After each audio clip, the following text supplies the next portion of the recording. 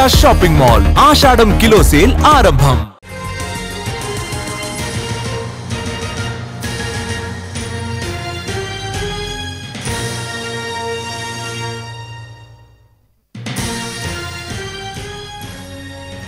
Hyderabad Gachibowli PS పరిధిలో దారుణం జరిగింది. ప్రేమోన్మాది దాడిలో ఓ యువతి హత్యకు గురైంది. గోపన్పల్లిలో జరిగిన బ్యూటీషియన్ గ్రీష్మ హత్య స్థానికంగా కలకలం రేపింది. ఇంటి నుంచి పిలిపించి రోడ్డుపై కత్తితో పొడిచి పారిపోయాడు ప్రియుడు రాకేష్. రక్తపు మడుగులో పడి ఉన్న యువతిని హాస్పిటల్కి తరలించారు స్థానికులు. హాస్పిటల్లో చికిత్స పొందుతూ మృతి చెందింది గ్రీష్మ. రాకేష్ అనే యువకుడితో గ్రీష్మకు సన్నిహిత సంబంధం ఉన్నట్లు తెలుస్తోంది. కొన్ని రోజుల నుంచి రాకేష్ ను దూరం పెట్టడంతో ఇరువురి మధ్య ఘర్షణ జరిగింది. గ్రీష్మ ఇంటికి వెళ్లిన రాకేష్ మాట్లాడుకుందామని పిలిచి దాడి చేశాడు. నిందితుడి కోసం గాలిస్తున్నారు పోలీసులు. ఈ ఘటనలో మరో ముగ్గురికి గాయాలయ్యాయి. కర్ణాటక బీదర్కు చెందిన ప్రియుడు రాకేష్ దాడి చేశాడు. వెస్ట్ బెంగాల్ కు చెందిన దీపన తమాంగ్ అలియాస్ గ్రీష్మ హత్యకు గురైంది. నల్గండ్ల అపరణలో బ్యూటీషియన్ గా పనిచేస్తుంది గ్రీష్మ. స్నేహితులతో కలిసి గోపన్పల్లిలో నివాసముంటోంది. గ్రీష్మను పెళ్లి చేసుకోవాలని కొద్ది రోజుల నుంచి వేధిస్తున్నాడు రాకేష్. నిన్న రాత్రి ఇంటికి వెళ్లిన రాకేష్ ఆవేశంగా అక్కడే ఉన్న కూరగాయలు కోసే కత్తితో దాడి చేశాడు. దాడిని అడ్డుకోవడానికి ప్రయత్నించారు గ్రీష్మ స్నేహితులు. వారిపైన దాడికి యత్నించాడు రాకేష్. గ్రీష్మ హత్య తర్వాత మొయినాబాద్ సమీపంలో కనకమామిడి వద్ద ఆత్మహత్యకు యత్నించాడు రాకేష్. కరెంటు పోల్ ఎక్కడానికి ప్రయత్నించడంతో విద్యుత్ షాక్ తో తీవ్ర గాయాలయ్యాయి. కనకమామిడి సమీపంలో హాస్పిటల్లో చేర్పించారు పోలీసులు. బాధితుడికి చికిత్స అందిస్తున్నారు పోలీసులు. కేసు నమోదు చేసుకుని దర్యాప్తు చేస్తున్నారు గచ్చిబౌలి పోలీసులు. హైదరాబాద్ గచ్చిబౌలి పిఎస్ పరిధిలో దారుణం జరిగింది. ప్రేమోన్మాది దాడిలో ఓ యువతి హత్యకు గురైంది. పూర్తి అప్డేట్స్ అడిగి తెలుసుకుందాం. మా ప్రతినిధి రవి లైవ్ లో సిద్ధంగా ఉన్నారు. రవి, ఏం చెప్తున్నారు పోలీసులు?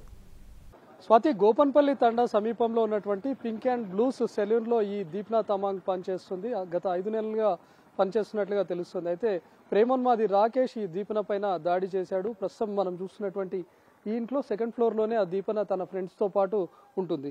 మొత్తం 4 ఫ్రెండ్స్ తో పాటు ఉంటుంది. అందరూ 4 కూడా వివిధ స్పాల్లో అదేవిధంగా సెలూన్లలో పనిచేస్తుంటారు. 5 నెలలైంది ఇక్కడ వాళ్ళు రెంట్కు వచ్చి కూడా.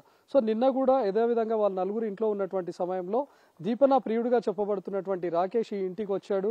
ఇద్దరి మధ్య మాట పెరిగింది. గత కొన్ని రోజులుగా వీళ్ళిద్దరి మధ్య కొన్ని గొడవలు కూడా చోటు చేసుకున్నట్లుగా తెలుస్తుంది. అయితే ఇంట్లో కూరగాయలు కట్ చేసేటటువంటి కత్తి తీసుకొని వెంటనే దీపన పైన దాడి చేశాడు. వెంటనే దీపన పరిగెత్తుకుంటూ వచ్చింది. మిగతా ఉన్నటువంటి 3 ఫ్రెండ్స్ కూడా అడ్డుకునే ప్రయత్నం చేశారు. వాళ్ళపైన కూడా దాడికి ప్రయత్నించాడు రాకేష్. మొత్తం ఇక్కడ నుంచి దీపన ఇంట్లో నుంచి బయటకు వస్తూ ఇక్కడ నుంచి ఒక 600 మీటర్ల దూరం వరకు వెళ్ళి అక్కడ పడి గిలగిలా కొట్టుకుంటూ చనిపోయింది. మొత్తం బ్లడ్ మార్క్స్ కూడా మనం చూసుకోవచ్చు. ప్రస్తుతం ఇంటి ఓనర్ కూడా మనతో పాటు ఉన్నారు. ఎందుకంటే తనకు కూడా ఈ విషయం తెలియదు. అర్ధరాత్రి ఇన్సిడెంట్ జరిగినట్లుగా తెలుస్తుంది. రాత్రి పోలీసులు వచ్చి మీ ఇంట్లో ఉండే అమ్మాయి చనిపోయింది అని చెప్తే గానీ తనకు తెలియనటువంటి పరిస్థితి. ఎంతకాలంగా ఇక్కడ దీపన రెంటుకుంటుంది? ఆమె చనిపోయినట్లు ఎప్పుడు తెలిసింది మీకు? నాకు 3:30 ఇట్లా మన పోలీసు వాళ్ళు వచ్చి మాకు లేపినారు. ఆ లేపిన టైంకి వచ్చి మాకు చెప్పారు, ఇట్లా అయింది మీకు తెలుసా అంటే మాకు తెలియదు అని చెప్పిన. సార్ వచ్చి చూసి మాట్లాడిపోయారండి.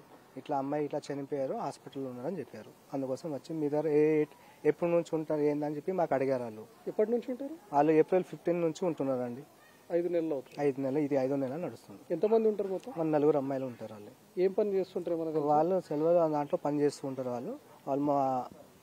సో ప్రస్తుతం మనం ఇంట్లో నుంచి వచ్చినటువంటి దీపన దాదాపు అదే రక్తంతో కత్తి గాయాలతో ఒక 600 మీటర్స్ వరకు దారి వెంట వెళ్ళింది. రోడ్డు పైకి వెళ్తే ఎవరైనా సహాయం చేస్తారేమని కూడా తను చూసింది, కానీ అక్కడే పడిపోయి చనిపోయింది. ఆ తర్వాత ఘటనా స్థలానికి చేరుకున్నటువంటి పోలీసులు తను ఎవరు అనేది గుర్తించారు. ఆ తర్వాత ఇంటి ఓనర్ను లేపారు. దీపన ఇక్కడే ఉన్నటువంటి ఒక సెలూన్ లో పనిచేస్తున్నట్లుగా కూడా గుర్తించారు. మరోవైపు ఇందులో ట్విస్ట్ ఏంటంటే ఎవరైతే దాడి చేశాడో ప్రేమోన్మాది రాకేష్ కూడా మొయినాబాద్ సమీపంలో వెళ్లి ఒక కరెంటు పోల్ నుంచి దూకే ప్రయత్నం చేశాడు. కరెంట్ వైర్లను పట్టుకోవడంతో తనకు కూడా తీవ్ర గాయాలయ్యాయి. తన పరిస్థితి కూడా విషమంగా ఉంది. దాదాపు 60% వరకు కూడా మొత్తం బర్న్ అయినట్లుగా తెలుస్తుంది. అటు రాకేష్ పరిస్థితి కూడా విషమంగా ఉంది. స్వాతి.